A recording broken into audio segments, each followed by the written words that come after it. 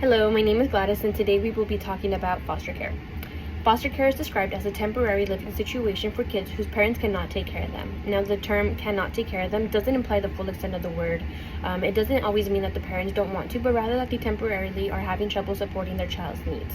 It can be a circumstance where parents are going through a financial crisis and are having trouble housing, feeding, or maintaining the well-being of their child.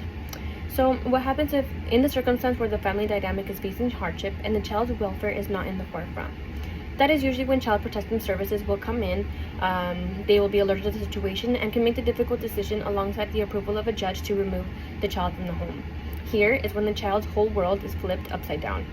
Now, it's important to note that kids don't always go to a random foster family. The goal is usually to send them to another relative's house. However, more than half of children are sent into foster care with foster parents that they have never met before. The purpose of foster care is to place children in a home where all of their needs will be met and are given the opportunity to thrive until their parents can get their life back on track and are able to once again offer a safe, stable home for the child. However, let's now focus about the negative implications of removing a child from their home and the effects it has on the child and on the family dynamic itself. If we shift the focus to toddlers and children ages ranging from 2 to 7 years old, we are able to see the true negative side to removing children from the home. I know what you may be thinking. Well, Gladys, what about the times where abuse or neglect is taking place? Yes, of course, there are those situations. However, I don't want to focus on those at the moment and instead want to keep the focus on the removal of children from the home when the circumstances are that the children are immensely loved and it's just a temporary hardship for the family. Being removed from the home can be very traumatizing for children, and according to an article published by Marquette Law Review, it states that even brief separations can cause a release of higher levels of cortisol, which is a stress hormone, that begins to damage brain cells.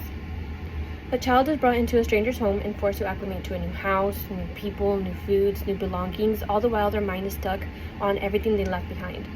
This is the root for the formations of insecurities, disambiguation, and anxiety, which put together is the perfect environment for complex trauma to take place. Trauma, which then opens the door for tantrums, behavior problems, and a loss of self-identity, and a threat to secure attachment, which is the emotional connection between an infant, child, toddler, and their parent.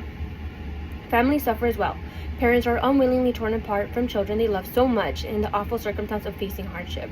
Removing the children can cause anxiety in the parent, a loss of self-identity, if being a parent is the greatest source of happiness they have, and can also threaten the secure attachment they have with their child. Parents are already going through a rough patch, and circling around and taking away their children is not the response CPS should have. In that same article from the Marquette Law Review, it stated that 1 in every 10 children that was removed from the home were then discharged from foster care custody and returned to their family's home. So then what even is the point of removing children from the home if they aren't going to be in the foster system for that long anyway? So here in this image, you can see by state what percentage of children were discharged from foster care within 30 days after having been removed from the home, and nationally, about 25,000 children each year are returned home within 30 days of their removal. Placing children into the foster care system should always be a last resort. However, based on these statistics of children being returned back to their parents within less than 30 days, it states basically saying that policy surrounding the removal of children from the home is overutilized and needs to have stricter policies in place to ensure no child is removed from the home unless it is a dire necessity. So, what can be done about it? Statistics also show that states where government assistance and resources are offered, there is less likely chance that children are removed from their home. Essentially, this means that some states give parents the resources such as food stamps or rent assistance that they are lacking in, so that in turn they can be able to supply their children with the basic necessities until they are able to get back on their feet.